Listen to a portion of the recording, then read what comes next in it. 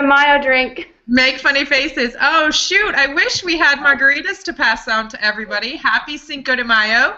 Um, if you're going to join us here live, thank you for skipping 24. I am very sad to be missing it. I will carve out 2 hours out of my day at some point this week to catch up. I'm really glad that Jack is back. But anyways, that is not what we are here to talk about.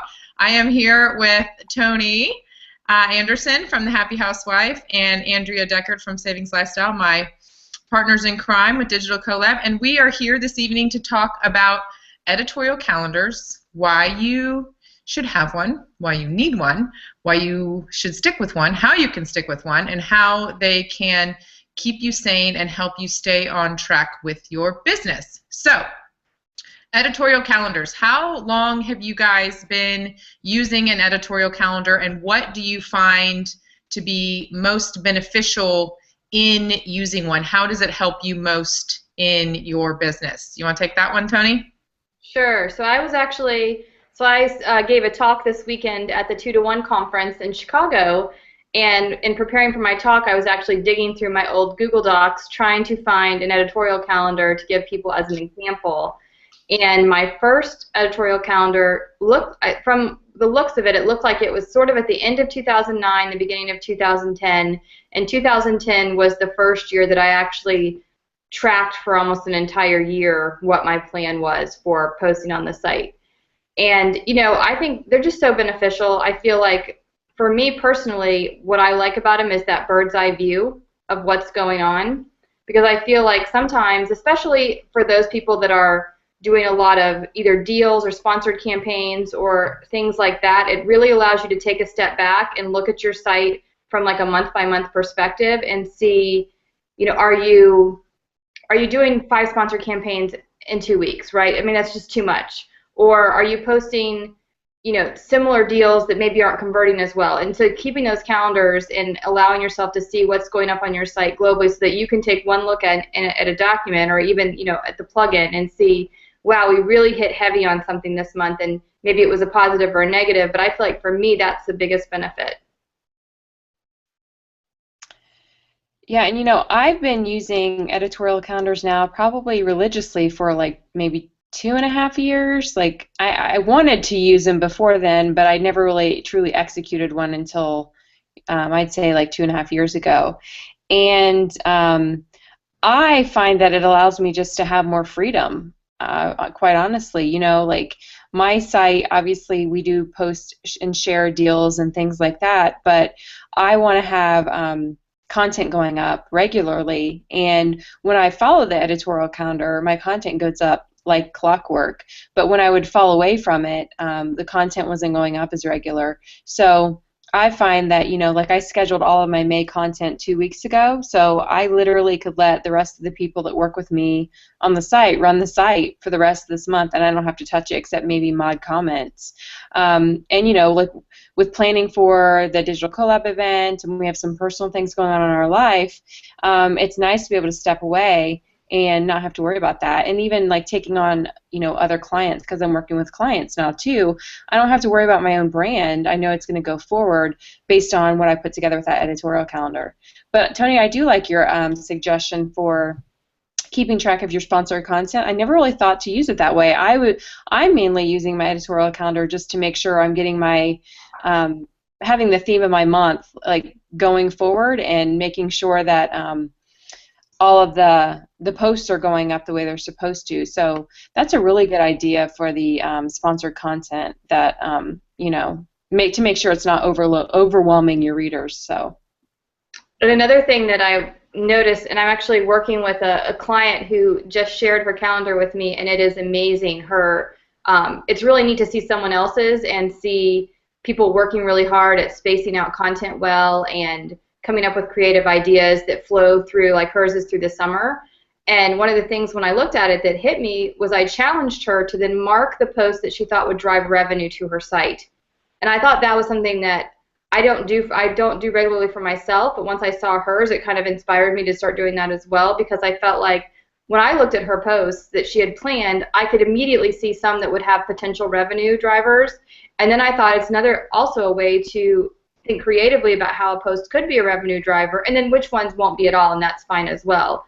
They might be traffic drivers. So that's something too, when I was looking at this other person's calendar today, that it really hit me, wow, this is something else that you can do with one that I haven't really been, I've been marking which ones are, but I haven't been challenging myself to figure out how I can make the other ones revenue drivers as well.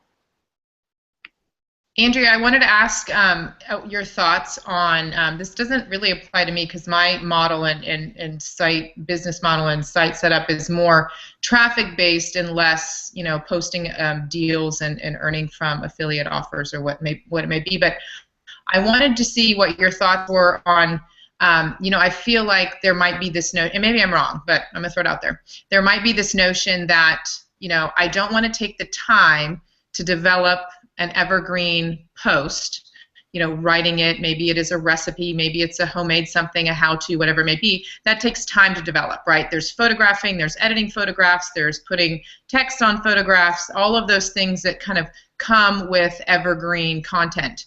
So the time involved in that versus posting a quick deal that is going to convert well, and drive revenue. What are your thoughts on balancing that? I kind of have a couple ideas in just listening to what you were just saying, Tony, on the potential, revenue opportunities for kind of evergreen type content. Like, what are your thoughts on how to balance that? How important is this evergreen content, especially for, a deal site where a lot of their business model is based on, offers, coupons, affiliate, opportunities and whatnot? Yeah, so I think we all can agree that the deal or coupon space, the landscape has changed tremendously in the past 3 years, and that's partially why I rebranded back in 2010, because I knew that was coming. And so, I think that now more than ever, you have to have more than just a coupon or a deal or something on your site, because even with SEO, like I've seen SEO change even for some of the deal posts. So you might have a really great deal post and have really good SEO or search ranking for that, but that's going to go away just because Google changes their algorithms all the time, and there might be a brand new site that comes up that takes over your ranking, and so you've lost that revenue potential. So as far as balance, I can't say like, yeah, you should have 5 to 1 or something like that. I think it's a matter of really digging deep into your revenue reports to see like what are my readers wanting to buy, and then posting the stuff that they want to buy. There might be 20 deals that you could post that day, but if you know that the majority of the people that visit your site only want 3 of those, then spend the rest of your time putting out quality content, and then that way at least your CPMs from your ad networks are going to go up, and you're going to be able to convert the offers that are going to do really well anyway. Right. I think, too, another concept that we've been playing with, and I think would work well for a lot of people, whether in the frugal space or food space or whatever, is, taking the current offer and then combining it with some of your past evergreen content, whatever that may look like. So I know recently there have been a number of deals for fresh produce through a couple of the apps. I think Saving Stars had a couple, and Checkout 51, and I bought those apps that have these offers that I can go in and say, oh, avocados, fantastic, right? I can go and pull all of these old recipes that are avocado, what ends up turning out to be an avocado recipe roundup. Combined with this offer, we've seen a huge increase in conversion when we focus our content on kind of the evergreen stuff, and then kind of this added bonus is, the offer or whatever. Instead of, here's this great offer, bye, I got to move on to the next thing, you kind of pull it together with, something else that's useful for, readers, and kind of combining the evergreen deal. And I know that doesn't work with a lot of things. It works really well with for me for recipes and these specific things. But anywho, I think too that you have to think about evergreen content long term, right? Because you have no idea what's going to go viral on Pinterest. You have no idea, that homemade taco seasoning is, you basically take over Pinterest with that or whatever it may be. So you don't know that. So I think, you have to think about, oh, this is going to take me 2.5 hours to pull all of this together. Is that worth my time? Well, it might not seem like you're worth your time right now, but in 6 months from now, you have absolutely no idea that 2.5 hours, is going to make you way more than all of the deals that you posted that particular day combined, right? Yeah. Erin, you had a good point as far as thinking about that evergreen content that's previous content on your site. And that's one of the reasons why I personally like to do my editorial calendars in Google Drive, or it could be an Excel spreadsheet. I like Google Drive because you can share it with VAs or other people that work on your site. But one of the things that I think is really interesting is highlighting or color coding your posts. So, you know, you don't have to write a 4th of July post every year. You can re-promote something for 4th of July if it's evergreen, you know, the next year. I mean, because really, there's only so many things you can talk about with some of the holidays. So I think one of the things that I've done and I continue to do, and I encourage you to do, would be to use some, either however it works for you, color coding if you want to create extra fields and use little checks, but do things like this post was really popular last year on Pinterest, and maybe those posts are pink, and you know, you highlight that field in pink, or maybe it was a post that resonated well with your readers, or maybe it was a high converting post. So then you can take a really brief look at 2013 and say, you know, in July this coupon did really well. Hey, let's start looking in June. Is this coupon going to come out again, or should I repost this on Facebook, or should I start sharing this on Google Plus? But you know, really looking at your past. I mean, I would go into 2013 right now if you have one, and start, you know, comparing that maybe with your revenue charts and marking posts that made you a lot of money so that you can try to repeat some of that stuff the next year, because I'm a big believer in, you know, let's not reinvent ourselves here. Let's keep doing what works, and then, you know, stop when it stops working, obviously. But I think, you know, having that big chart is very helpful as far as using that calendar to drive revenue. And that's actually a good point, because at the event this year, Colin Jones is going to be there talking about, you know, kind of doing a content audit to see where you got the most traffic and what are those posts, what do you need to do to optimize those. And maybe that's a good time if you guys decide to go to that. I think it's going to be a lab intensive. If you go to that lab intensive, be prepared to, you know, get out the highlighters on the Google Drive or whatever you're creating to know exactly, like you said, that you can see exactly where the traffic's coming from, if it's Facebook, if it's Pinterest, or wherever the search results are. So then you can highlight those posts at that time too. So. Have either of you ever chased Google Trends? Have you ever chased after trends and like tried to get up? It's kind of that concept of, oh, this is trending or popular right now, I'm going to get a post out there to capitalize on the search traffic. Have either of you done that? I haven't for myself, but I'm going to do that for a client. I'm going to start doing that for them. But I've also never really been in a position where I've had it takes me a while to write a good quality post. Unlike you girls, you know, I'm not a good writer, so it takes me a while to get that out there. So I can't, and I just never have enough time to be able to turn something around that fast either. I've done it a few times. I think probably with about 50% success. A lot of times the trends are not really relatable. I'm not the Matt Walsh blog, right? I can't track every trend that's coming and write this ridiculous post. But I've tried it a couple times, and you know, I think once or twice. I think there was one about government shutdown in the military, and I was able to really capitalize on that. It got shared throughout a lot of military bases, and that one did really well for me. But for the most part, for me, the trends aren't relevant. But it's definitely something to look into, because sometimes the trends are things that you can write about. So it's worth, you know, spending 10 minutes a week, even if, you know, if you think you have a little block of time where you could put something up, especially if you are a fast writer, it might be worth trying. Yeah, I just wanted to throw that out there. It's like the complete opposite of editorial calendars, right? But I know you can be successful with it. And I think, too, I think that the little trending on Facebook feature is really clever, too, because it's right there in your face. You know that those are popular stories. But if you have old content that would work for that particular trend, you can throw it out there. So maybe you're not creating new content, but maybe you're ahead of the trends and you've already written about, you know, the vegan guacamole that's made with avocado or whatever. Maybe that was a couple years ago, but I've actually seen that recipe coming back up in certain circles. So, you know, you can throw out that old content when you do see the trends, so you're not chasing them, because I think chasing trends all the time could be extremely overwhelming and exhausting and lead to very, very, very quick burnout, which leads us back to editorial calendars. I wanted to do a shout out. If anybody has any questions about editorial calendars, we are checking the event page on Google Plus and the YouTube page on, let's see. Hey, Erin, one thing you're chasing the trend made me think of, and I think it might have been Kelly Snyder who dropped this in the lab last week. There was a post from the folks at Young House Love, and I think they just had a little baby, and you know, their site is gigantic, right? I mean, you can buy their lamps at Home Depot now or something like that. But they had this post basically about stepping back, and I touched on this in my session this weekend, and I meet so many people that say, I just don't have time to put this together, I don't have time to do this. And if you don't make that time to do it, you will constantly be behind. I think there is a lot of value, even if it's, you know, I'm going to take 2 days off from even posting or working, and I'm going to focus on getting a calendar set up, setting some goals, creating a plan, and it doesn't have to be comprehensive. I mean, I know that the three of us work from a pretty comprehensive calendar, and I know the girl that I'm working with, her calendar was amazing.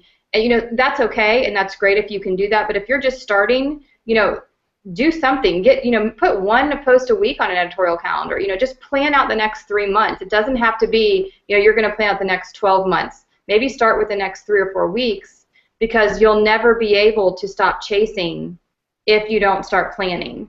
And I think that's something that, you know, as bloggers, most of us accidentally started making money. I mean, we all probably wanted to, but when it started, you sort of got this snowball, and then all of a sudden we're all chasing everything. And I think if you don't take that time and really plan, eventually you're not going to be able to be successful in business, because for the most part, most businesses, eventually, even if they have a crazy startup success, without a plan, they can't continue to long-term generate revenue and be successful. Right. And that actually brings up another point that I want to mention, is that this summer I'm planning to take a lot of time off, and so I do have my editorial calendar planned out through the end of the year. I just have to take time to execute it. And so I'm going to plan to, you know, sacrifice some weekends when my kids don't have anything going on, where I'm literally working, you know, 2 full days on the weekend, even some during the week, where I can get my editorial calendar scheduled, everything put up and published or scheduled and ready to go for the next 3 months. So that's something that, you know, if you want to have time off this summer because you have kids that are going to be home and you want to do stuff with them, the editorial calendar now, just spending some time planning now, one or 2 days, just like what your plan's going to be over the summer, can be huge. So you don't feel that pressure to, you know, like, oh, I'm taking time off with my kids and I don't want to, like, not have the traffic or anything. You can have a plan and you can still have people coming to your site.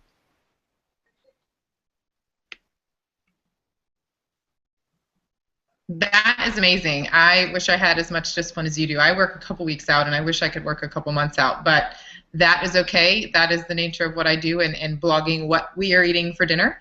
So it's a little bit different, but some of that other content we do have, you know, my evergreen content, the Costco posts, and you know, cooking tutorials, live cooking stuff. We do have all of that planned out. So, and much of that is largely dependent on my travel schedule, which is erratic these days. So. Any other thoughts, tools, resources like editorial calendar? I know we have we've talked about spreadsheets.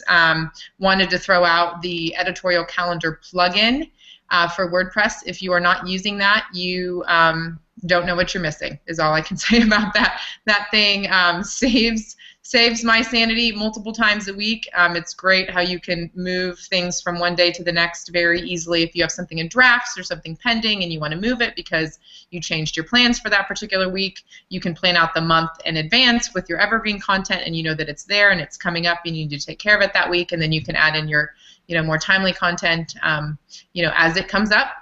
So wanted to throw that resource out there. Are there any other resources that you guys have or recommend for planning, editorial calendar, that kind of thing? I know I've shared with a couple people the Google Drive calendar that I personally use, and we have something on the site too, isn't it? The marketing calendar. I can't even remember what we called that post, but we have something on the site too that's very similar to that. Obviously, mine is something that, you know, I kind of create it and just make changes to it. But I just have the content on a tab by month, and then I have it all like rolled up to one master tab, so I know exactly, like, do I need a recipe post, and I put that there, and I can just do a really quick, you know, search and find to see how many recipe posts do I need for the rest of the year, and I can see, oh, it's 3. So then I have to go, you know, figure out a plan for that. So I think Google Drive is amazing. Tony mentioned that, sharing it with her team as well. They can see that kind of content. I also think it's helpful for me too, because when I want to go backlink to an old post because there might be a related post that is relevant to share, I'm finding it extremely helpful to use that Google document rather than searching for the old posts on my site. I know that, I know this was posted in January, February, or I can, look at the rolled up tab and see, search for the title, I know what the title is, and I find the link really fast. So I think that's extremely helpful because as I'm, getting my content scheduled, I'll put a draft in there to have a placeholder, and then I'll go find the post that I want to include then too, save it, go back and finish it by adding images, and it's done. So the Google Doc helps me out a lot too. That's a huge time saver, Andrea. And one of the things, Erin, I know you mentioned the Editorial Calendar plugin, and I use that on a site that I content manage. And if you have a website with multiple authors, it is a must-have because you can pull up all of those pending or draft posts in the side of that calendar and just drop them in. It saves you so much time when you're working on a multiple author site. And it also allows you to make sure that the authors are spaced out. So if everyone's doing 2 posts a month or something like that, you make sure that you don't run the same author twice in the same week. So that's a huge benefit for sites with more than one writer, and definitely something and it's a free plugin, and so there's no reason why you shouldn't be using it. And I think Andrea's point too about being able to pull old posts from a doc, huge time saver. So, all the things that you think you don't have time to do, I think once you implement this, you will have so much more time. One of the other things that I did a couple years ago, and I stopped doing it, and I need to get back to doing it, was I did my year in themes. So, and it wasn't necessarily like winter and summer, but we write a lot of posts about homeschooling and things to do with your kids. So, we looked at holidays. So September has Talk Like a Pirate Day. So it's fun because everyone's talking about pirates on, I think it's September 17th or whatever it is. That helped, we tried to put a lot of piratey type posts up in that month because we knew we could link to it and we could, work it into a roundup, and the cool thing about working into a roundup is it's a roundup of all your own posts as opposed to roundups of links off your site. So we kind of went through and looked at holidays and themes and things like, free donut day, Krispy Kreme or Dunkin' Donuts and ice cream at Brewster's and things where we could plan content around activities like Grandparents' Day and then obviously the regular holidays like Christmas and Easter and Thanksgiving, but it allowed us to create content so that when we were doing those roundups, and my Jen, who works for all of us, she was the one who said, quit linking to all these other people. You can create this own content on your site and have people staying on your site, which has been a huge bonus for us. So we've really focused on those themes for about the past 12 to 14 months so that we can continue to internally link on the site. Yeah, and kind of like going back to one of Tony's earlier statements about that document, when Tony mentioned the ability to like color code the post or whatever, that document comes in handy because you already have your editorial calendar there. Everything's laid out. You can go to the tab that has everything rolled up onto it, highlight it. So if you do go to the event, the lab that we're doing at the event, and want to really dig into some of your stuff, everything's going to be right there. You can add to it. And one of the other things I wanted to mention is that I haven't exactly figured out what topic I'm going to be talking about at the lab because there's a couple ones, but I think I'm going to be narrowing it down to like time management and efficiency things, whether it be a plugin or a system or a process or even like Chrome extensions. So I think if I do that topic, I'm going to talk a little bit about the editorial calendar process and go into more detail with exactly what I'm doing and even touching on some of the things that Tony's mentioned to kind of tie into some of the other stuff you're going to be learning at the event as well. And that's a job that you could actually, if you would like to get one set up, that's a perfect job for a VA to do for you. You might not want them to be doing your planning. My people who help with me on my site, I don't even like to call them VAs because they're so much more than that. The people that run my life, they manage my calendar. They're the ones now creating the themes and putting ideas in there. But if you're not to that point with the people that help you, have them filling in stuff for the first part of the year, or have them just creating it and setting it up for you, and highlighting posts and doing those sorts of things, and looking on Pinterest and looking on Facebook and seeing what's resonating. That's a very easy job for someone to do. It's even an easy job if you have a teenage kid.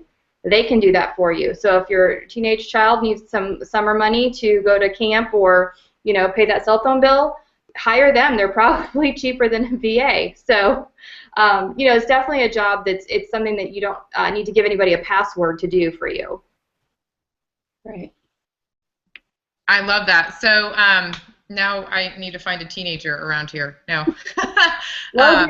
Tony, ship me one of your kids. So I wanted to touch on one other thing, a question that Christy had asked last week about, so you have this editorial calendar, right? And you've created it, you have the plugin, you have it all set up in the plugin, but then how to actually stick to it it can be tricky, because we all know life happens. But I wanted to see what you guys thought, and I'll share too real quickly what I think. It's really difficult when you are your own boss, you are an entrepreneur, it's your own site, you can do pretty much whatever you want with it, right? It's yours. So it's really difficult to, at times, depending on your season in life and whatever's happening, to stick to it. But I would challenge you with this.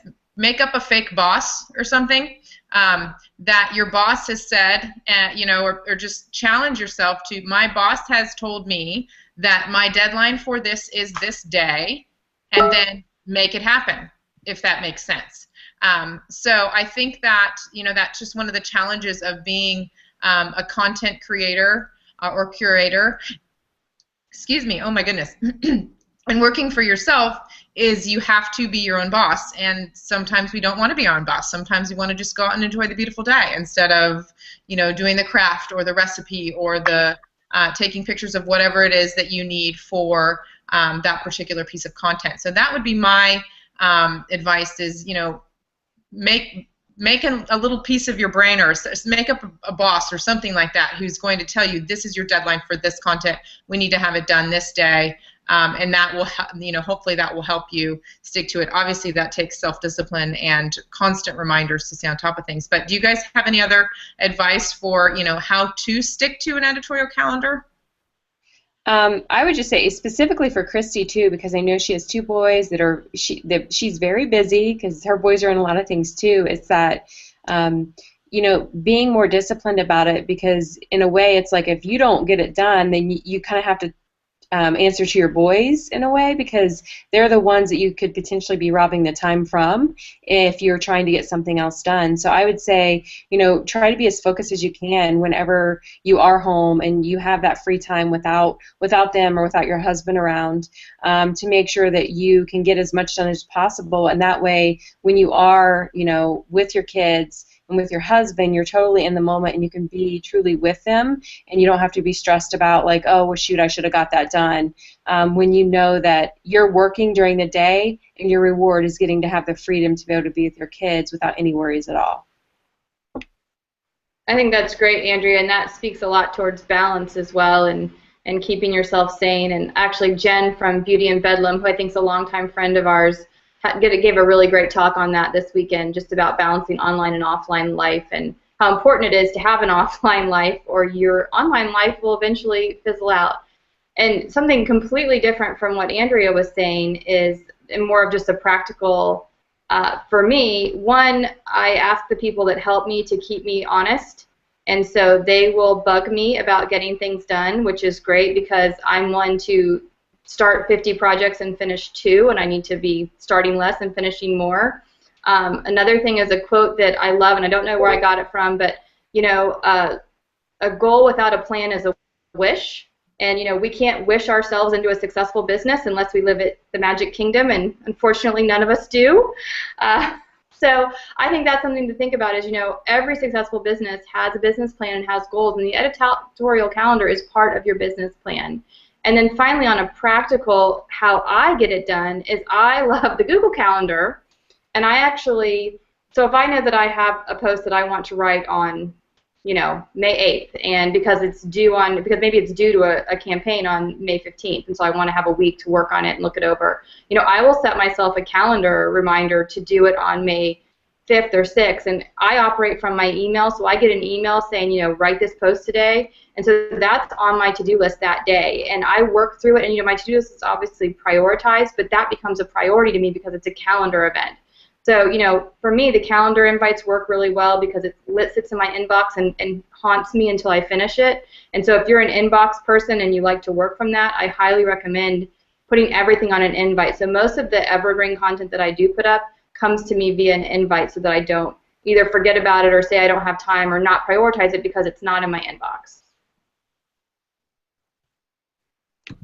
I love that. All of these ideas are fantastic. Hopefully that helps you, Christy, and others too who are struggling with, you know, you got the editorial calendar thing figured out and a system that's working for you, but then actually sticking to it. I love that's fantastic advice from both of you.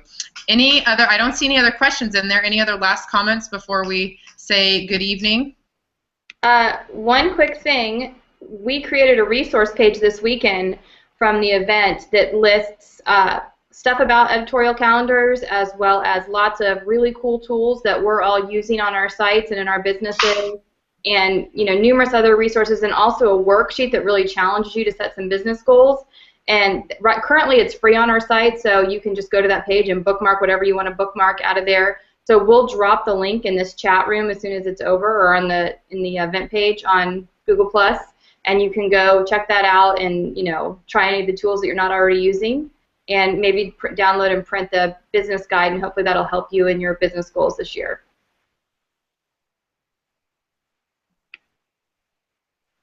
Excellent. So one last thing, we have less than a handful of tickets left to our event in June in San Diego. We also have a very special $100 off coupon code. It is the word procrastinate for all you procrastinators out there who think you might want to be there, know you might want to be there, and need and want to be there.